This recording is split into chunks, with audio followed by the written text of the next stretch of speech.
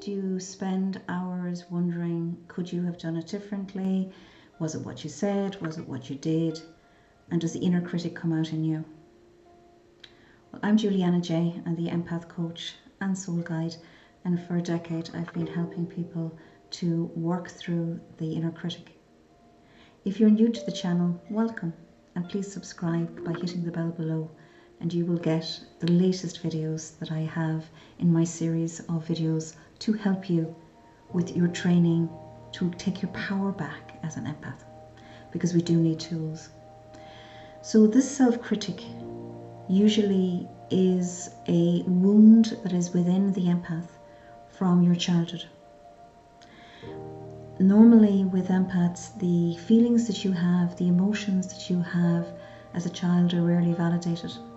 So you may be accused of crying too much, you may be accused of creating drama, you may be accused of overthinking. Crazy things are said to children, and it's so sad. And I don't think people realise just how far those letdowns and put downs and criticism affect that sense of belonging for the empath child. And this goes on in later life when there is drama and when there's fingers pointed, when there's bullying, when there is narcissistic relationships. That sense of reflecting that mirror back on ourselves as empaths, because I'm an empath too, is something that comes up very fast. And unless we're on this, unless we're actually working to gain back our power on this, it's very, very easy for our sleep to be robbed at 3 in the morning.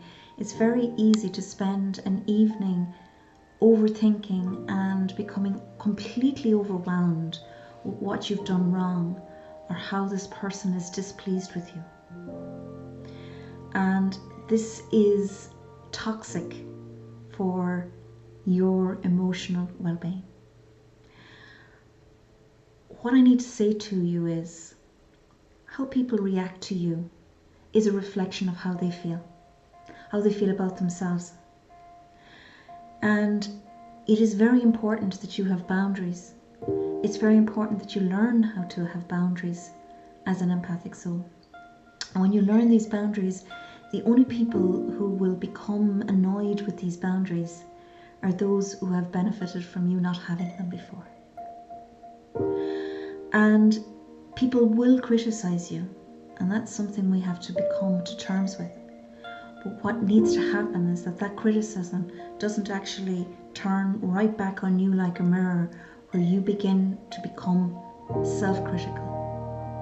It's okay to have compassionate inquiry, but it's not okay to spend a lifetime being critical of yourself in the need to please somebody else who's dealing with their own feelings.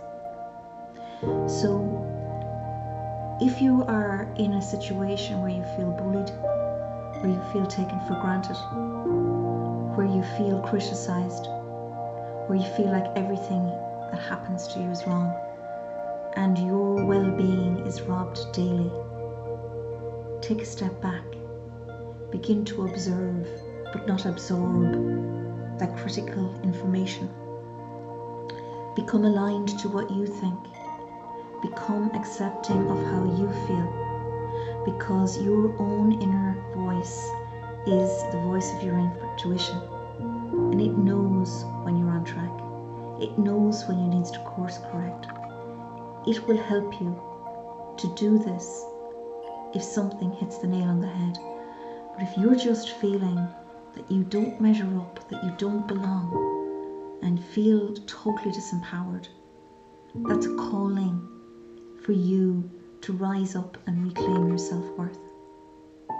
I do one-on-one sessions with people where I do soul sessions to help to walk through the patterns of behavior, the shadows, all the things that may be holding you back.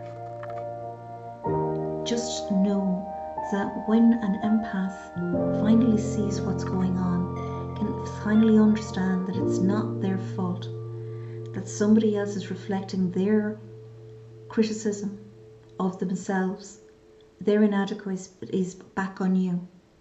That's when the empath finds its power. And you will find your power too. So have faith, trust the journey. It's all unfolding for you. I'm Juliana J, and I'm coming to you with many tools and techniques to make the path easier and to light your way forward.